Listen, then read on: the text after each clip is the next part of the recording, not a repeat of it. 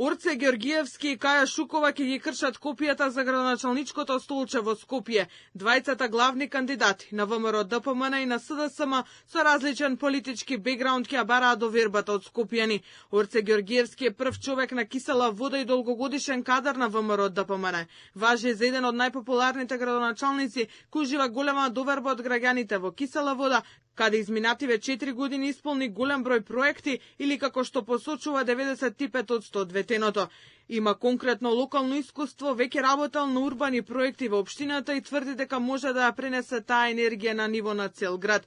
Георгиевски ветува крупни проекти во ведување градски воз, трамвајска мрежа и модерни еколошки автобуси, најгорчливиот проблем на скопјани. Програмата најави дека ќе ја пишува овие денови на средби заедно со граѓаните.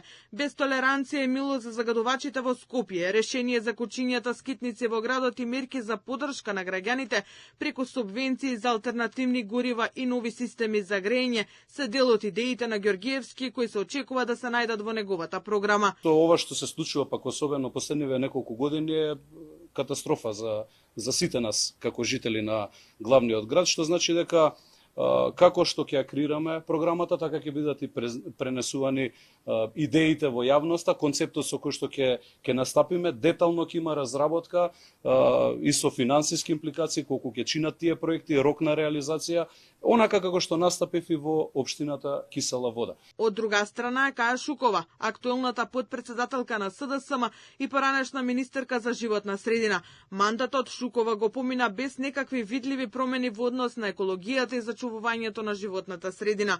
Шукова јавноста памети кога пропадна тендерот за изградбата на ХЕЦ Чебрен. Македонија до ден денеска не дозна која била причината и зошто грчката компанија Архиродон не ја продолжи банкарската гаранција со што падна во вода оптимизмот на тогашната влада за изградба на хидроцентралата. Екс-министерката молчеше и за загадувањето на заштитната зона околу изворот Рашче која го обезбедува Скопје со вода за пиење.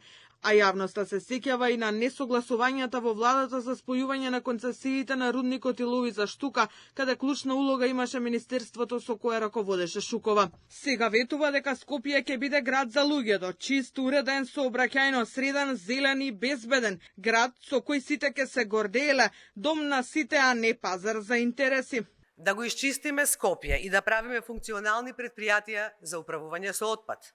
Да направиме конкретен план и постигнеме резултати за чист воздух и чиста животна средина. Ова се моите први приоритети, областите во кои што имам најмногу искуство и знаење. Да го обновиме јавниот превоз и да создадеме град во кој може да се стигне навреме и без нервози.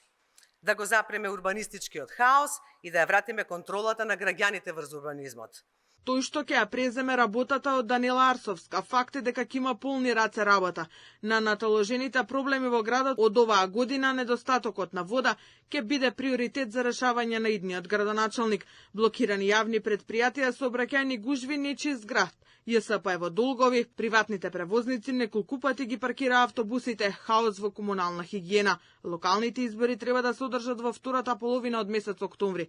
За сега, барем официјално, ДУИ, Вреди и другите партии не се истакнале дали ќе имаат свој кандидат за метрополата.